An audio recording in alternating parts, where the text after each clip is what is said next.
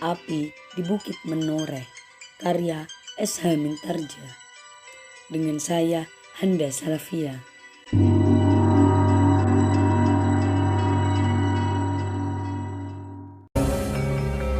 Hei Untara yang perkasa, sudah berapa lama kita bertempur? Kenapa kawanmu itu hanya menonton saja seperti tabungan ayam? Buat apa ya susah-susah menghadapi kalian? Aku sendiri cukup mampu untuk melakukan.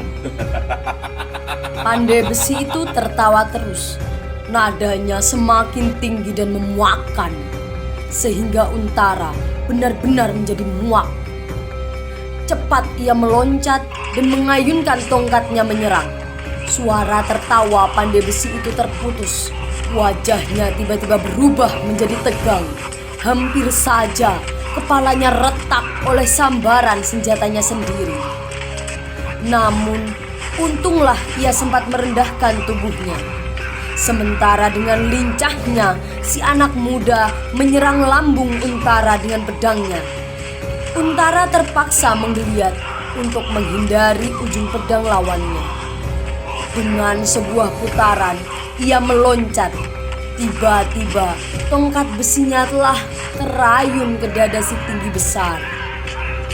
Serangan ini terlalu tiba-tiba. Hampir saja orang yang tinggi besar itu terpaksa mengakhiri perkelahian. Untunglah bahwa kedua kawannya yang lain sempat menolongnya. Orang yang tinggi kurus sempat memukul tongkat Untara dengan goloknya. Namun kekuatannya sama sekali tidak memadai. Sehingga ketika goloknya tersentuh tongkat Untara, terasa senjatanya terpental. Tangannya terasa nyeri dan tiba-tiba ia melihat goloknya seperti terbang terlempar. Pandai Besi yang mengepalai gerombolan itu segera melihat bahaya yang bakal datang. Mereka berempat dengan senjata di tangan masing-masing tidak mampu menghadapi Untara seorang diri. Apalagi kini salah seorang dari mereka tidak bersenjata lagi. Karena itu, maka segera ia mengambil keputusan untuk melakukan rencana liciknya. Dengan tiba-tiba, ia meloncat surut dan dengan berteriak nyaring ia berkata, Bunuhlah Untara itu dengan senjata-senjata kalian. Aku akan mencoba kesaktian anak muda yang seorang lagi. Untara terkejut mendengar teriakan itu. Maka perhatiannya benar-benar menjadi terpecah. Ia melihat sebuah serangan pedang mendatar ke arah perutnya. Sementara itu, orang yang tinggi besar menusukkan dari punggungnya. Namun, Untara adalah seorang prajurit pajang yang terpercaya. Karena itu, dengan cekatan ia menggeser tubuhnya sambil merendahkan dirinya. Pedang si anak muda hanya melewati sejengkal dari tubuhnya. Sedang pisau orang yang tinggi besar itu mematuk agak jauh. Namun karena itu, Untara memerlukan beberapa saat untuk membebaskan diri dari serangan-serangan berikutnya. Sementara itu, si Pandai Besi telah berlari ke arah Agung Sedayu. Agung Sedayu melihat seorang menyerangnya. Karena itu, maka darahnya serasa benar-benar berhenti mengalir. Dengan gerak nalurinya yang dituntun oleh latihan bersama kakaknya, tangannya bergerak meraba hulu kerisnya. Namun, tangannya itu gemetar dan kehilangan kekuatannya. Maka kerisnya tidak juga lolos dari rangkanya. Bahkan yang terdengar suaranya terbata-bata. Kakak Untara. Pandai Besi yang licik itu tertawa nyaring. Suaranya kini benar-benar menjadi buas, seperti hantu yang haus darah. Ia telah yakin bahwa anak muda yang seorang itu akan dapat dijadikannya menjadi korban pertama tanpa kesulitan. Maka katanya sambil berlari, Tahanlah Untara, biarlah dia melihat anak muda yang satu ini mengalami nasib yang malang. sesaat Untara menjadi bingung. Ia sudah tidak mendapatkan kesempatan lagi untuk mengejar si pandai besi. Ia telah tertinggal beberapa langkah. Kalau saja adiknya mampu berbuat sesuatu, maka ia akan mendapat kesempatan untuk menolongnya. Tetapi adiknya telah menjadi kaku ketakutan. Tiba-tiba Untara membungkukkan badannya, diraihnya sebuah batu sebesar telur. Dengan sekuat tenaganya, ia melempar kudanya yang berdiri di samping adiknya. Kuda itu menjadi terkejut. Sambil meringkik tinggi, kuda itu meloncat dan berlari kencang tanpa arah. Untunglah bahwa kuda yang seekor lagi terkejut pula. Dan seperti yang lain, kuda itu pun melontar seperti panah. Kedua ekor kuda itu benar-benar memberi kesempatan kepada Untara.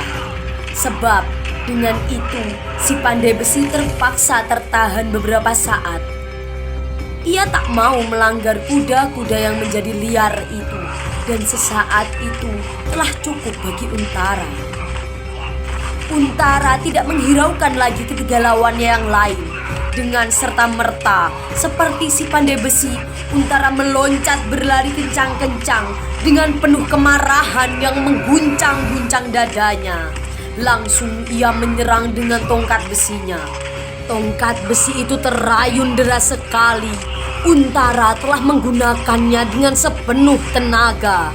Si pandai besi itu tidak menyangka bahwa Untara dapat secepat itu menyusulnya. Segera ia memutar tubuhnya, namun ia sudah tidak mungkin untuk menghindar. Untara meloncat dengan garangnya, dan yang dilihatnya, tongkat besi itu telah terayun di atas kepalanya. Si pandai besi hampir saja dapat menangkisnya dengan pisau belatinya. Tetapi pisau itu terlalu pendek untuk menahan ayunan tongkatnya sendiri. Namun, tongkat itu kini diayunkan oleh tangannya yang jauh lebih kuat dari tangannya. Tangan seorang tamtama yang sedang dibakar oleh kemarahan.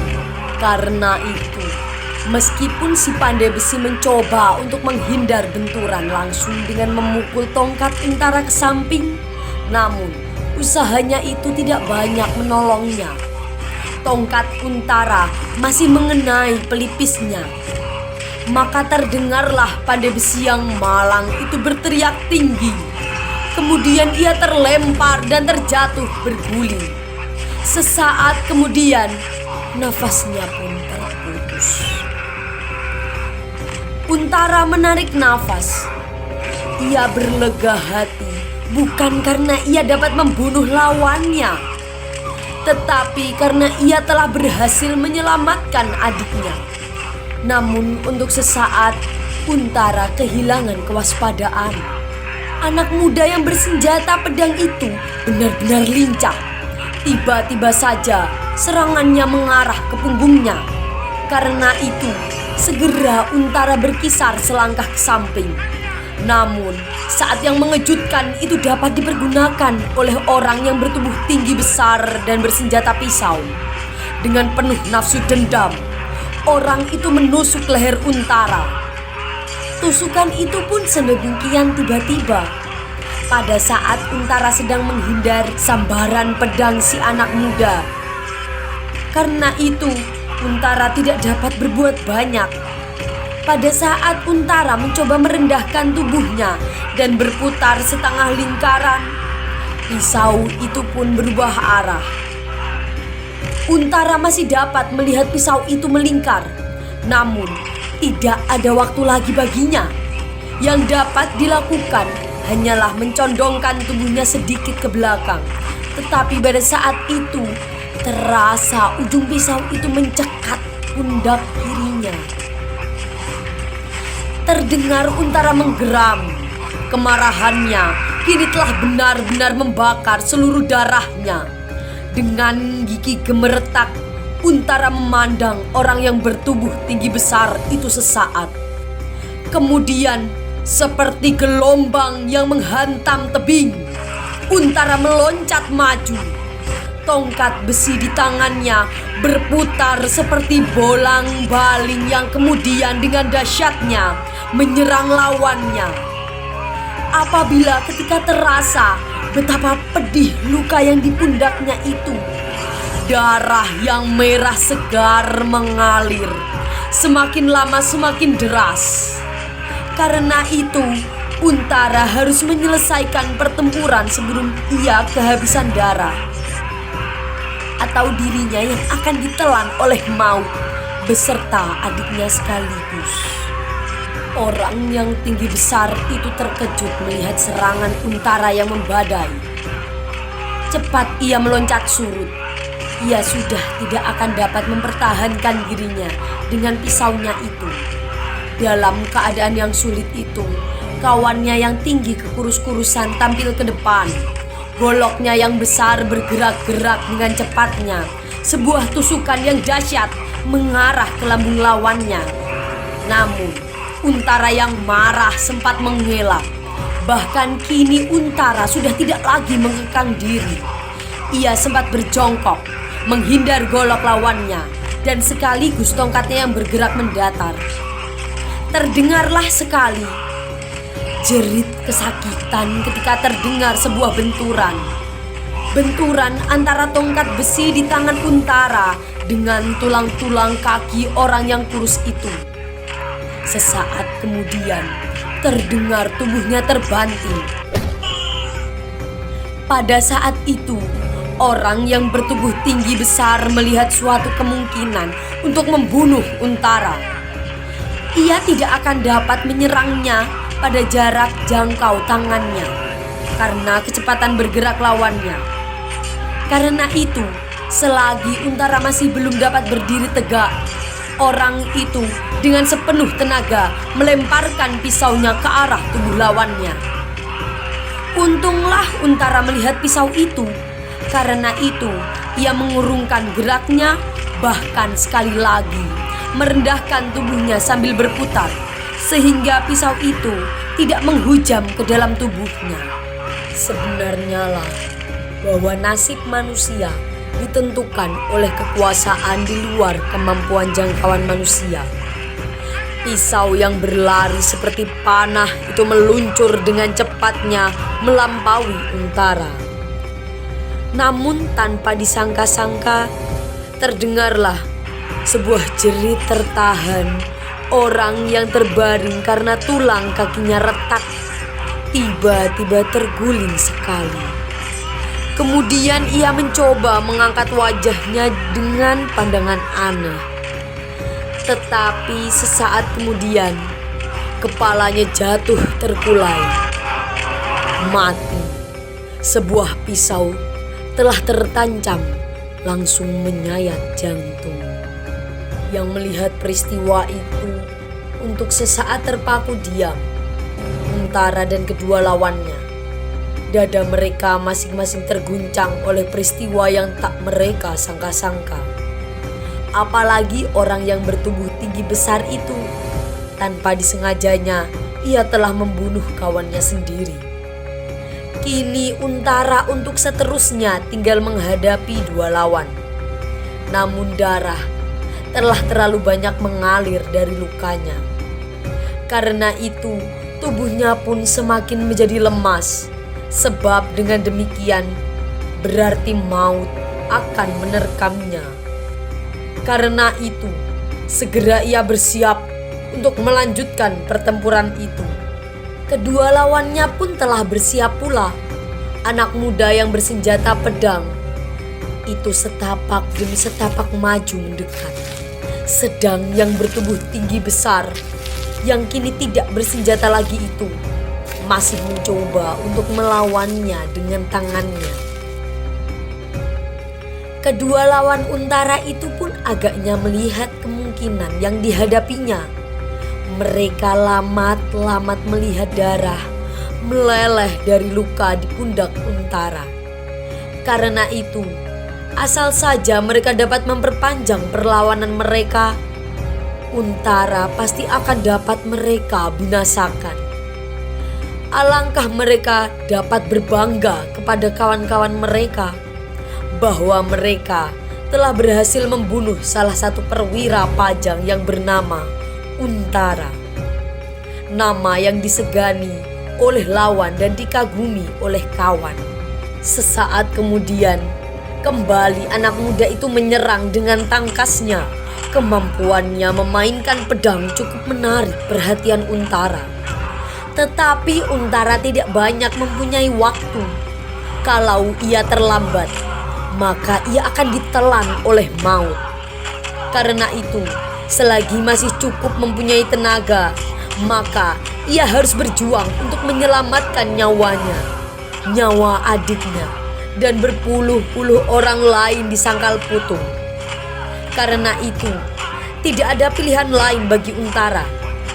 Kalau ia tidak membunuh lawan-lawannya, maka taruhannya adalah berpuluh-puluh nyawa di sangkal putung, termasuk nyawanya sendiri. Tetapi anak muda lawannya itu benar-benar lincah.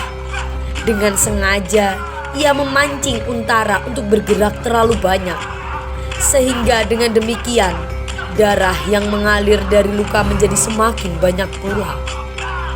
Namun Untara bukan anak-anak lagi. Karena itu, meskipun ia memuji di dalam hatinya atas kecerdasan lawannya, namun ia mengumpat-umpat pula. Namun Untara selalu menahan dirinya untuk tidak hanyut dalam arus kemarahannya. Ia menyerang dengan dahsyat, namun ia tidak membiarkan tenaganya diperas sia-sia. Meskipun tenaga Untara telah banyak berkurang, namun kekuatan lawannya pun tinggal separuh dari semula. Dengan demikian, maka segera tampak bahwa Untara akan segera dapat mengatasi kedua lawannya. Kedua orang itu pun semakin lama semakin terdesak. Akhirnya, sampailah mereka pada batas kemampuan mereka. Selagi Untara masih kuat mengayunkan senjatanya, maka sekali lagi terdengar sebuah pekikan kesakitan. Orang yang tinggi besar itu pun rebah di tanah untuk tidak bangun lagi. Yang tinggal kini adalah anak muda yang lincah itu. Meskipun anak muda itu melihat kelemahan lawannya, namun ia masih mampu untuk menilai dirinya sendiri. Karena itu, tiba-tiba ia meloncat surut dan dengan lantang ia berteriak, "Kali ini kau menang, Untara. Tapi lain kali kau akan menyesal. Apalagi kawanmu pengecut itu. Seumur hidupnya tidak akan tentram selama aku masih hidup di dunia ini." Untara tidak mau mendengar kata-kata itu. Cepat ia meloncat menyerang. Tetapi ia sudah tidak setangka semula. Tulang-tulangnya menjadi semakin lemas dan tak berdaya.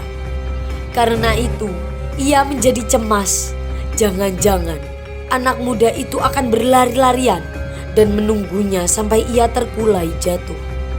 Dengan demikian, maka ia tak akan berdaya lagi untuk menghadapi kemungkinan apapun.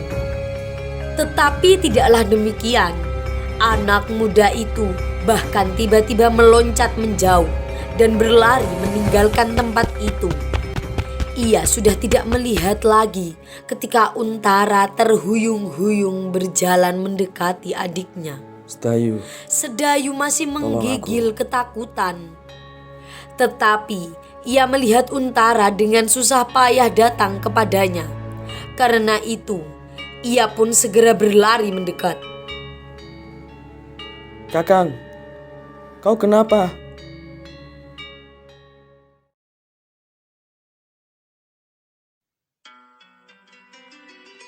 Terima kasih telah mendengarkan kisah Api di Bukit Menoreh. Nantikan kisah selanjutnya. Jangan lupa subscribe, like, komen, dan share.